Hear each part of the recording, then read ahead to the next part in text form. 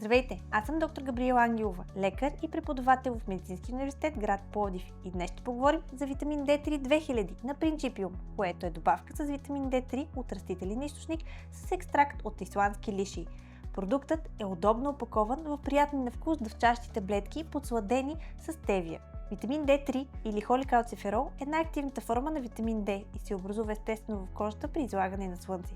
Следователно, през зимата при по-малко излагане на слънце може да изпитаме дефицит. Този витамин е от съществено значение не само за усвояването на калций от храната и за поддържането на здрави кости и зъби, но и за нормалното функциониране на имунната система. Допълването с витамин D3 е особено важно за деца и юноши в периода на растеж. В този ред на мисли е важно да се отбележи, че симптомите на дефицит обикновено се проявяват едва когато нивата на витамина спазват патологично ниско ниво.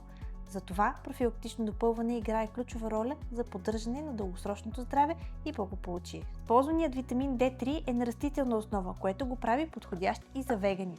Освен това, екстрактът от исландски лишии сам по себе си допринася за подкрепа на имунните защитни механизми. Както подсказва и самото име, D3 2000 съдържа 2000 международни единици витамин D3. D3 2000 е подходящ за деца и юноши в периода на растеж, особено през зимните месеци, от октомври до март, когато слънчевата светлина е минимална, а нуждата от подкрепа на имунитета по-голяма. Препоръчително е да се взима по време на менопауза и при възрастни хора, като част от комплексната подкрепа при остеопения или остеопороза. Много добър избор е и по време на бременност при кърмещи жени, когато допълването с витамин D3 е необходим за здравето на майката и бебето. За оптимално усвояване се препоръчва приемът да става по време или след хранене. Продуктът е без глутен, без лактоза и е подходящ за вегани.